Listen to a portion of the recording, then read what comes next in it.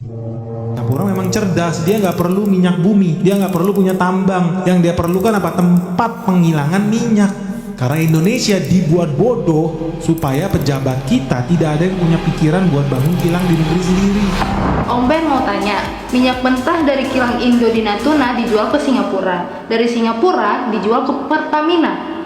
Sebodoh itukah negara kita demi keuntungan pribadi dan sekelompok orang? Ya memang faktanya sebodoh itu ya, jadi ya yang lu bilang itu fakta. Kenapa bodoh atau pura-pura bodoh? Karena kalau untungnya ya, kalau jadi negara yang hobinya impor gula, impor garam, impor beras, impor minyak, untungnya ya mereka para pejabat itu bisa dapat komisi karena tinggal disetel. Misalkan beli dari Singapura, tinggal bilang Singapura, lu berapa sih harganya? $2, gue titip ya $1. Jadi dia bisa titip harga di luar. Nah kalau dia titip harga di luar, ke sini sudah susah mau diselidikin korupsinya di sebelah mana.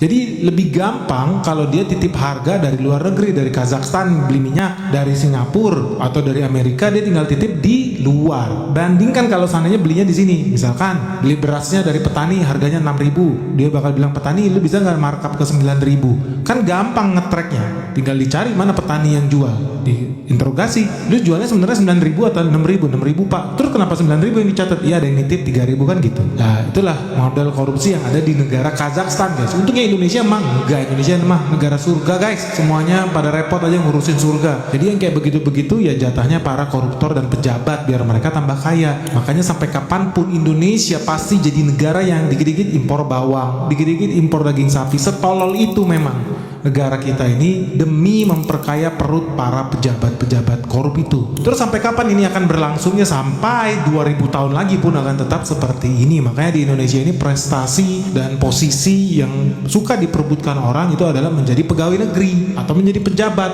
Supaya apa? Ya mungkin supaya bisa memperkaya Singapura.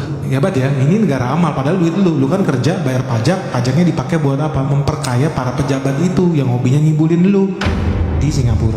Makanya jangan kaget ya orang Indonesia yang kaya raya ya dia tinggalnya di Singapura, asetnya di Singapura, mau pejabat mau pengusaha ya semuanya sama kok di Singapura juga. Yang sedih ya memang itu duitnya lu sebenarnya, cuma lu nggak sadar ya lu lagi dirampok sama para pejabat itu.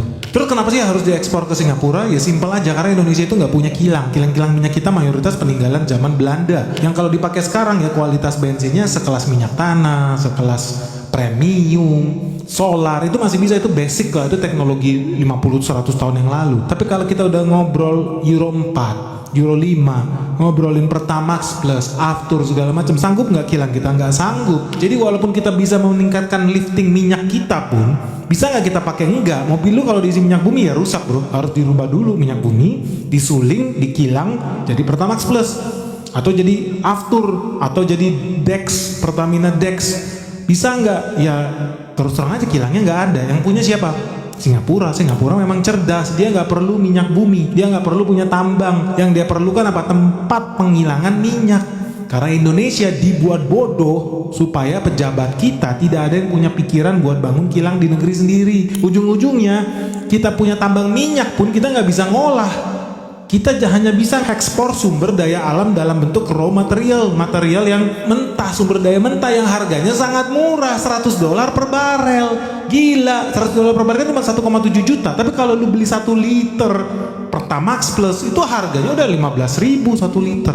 Udah jauh lebih untung sebenarnya kita itu kalau mengolah itu di sini. Tapi apa yang terjadi, Indonesia cuma jadi negara budak. Capek-capek macul dijual batu barunya, capek-capek macul dijual minyak sawitnya. Bodoh, sampai kapanpun ya bodoh memang.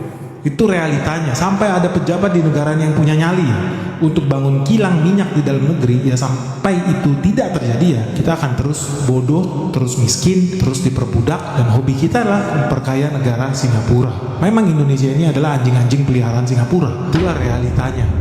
Ada nggak orang yang punya nyali buat stop itu? Saya rasa sampai detik ini tidak ada orang yang punya nyali seperti itu, karena udah pasti dia akan dimusuhi oleh Singapura, sudah pasti dia akan dimusuhi oleh mafia minyak di Indonesia yang jauh lebih kaya dibanding siapapun pengusaha yang ada di Indonesia. Kalau tidak mau memperlakukan e-katalog di LKBP pengadaan bahan migas, nggak ada urusan semua. Saya berani jamin cuma mau ganti pemain.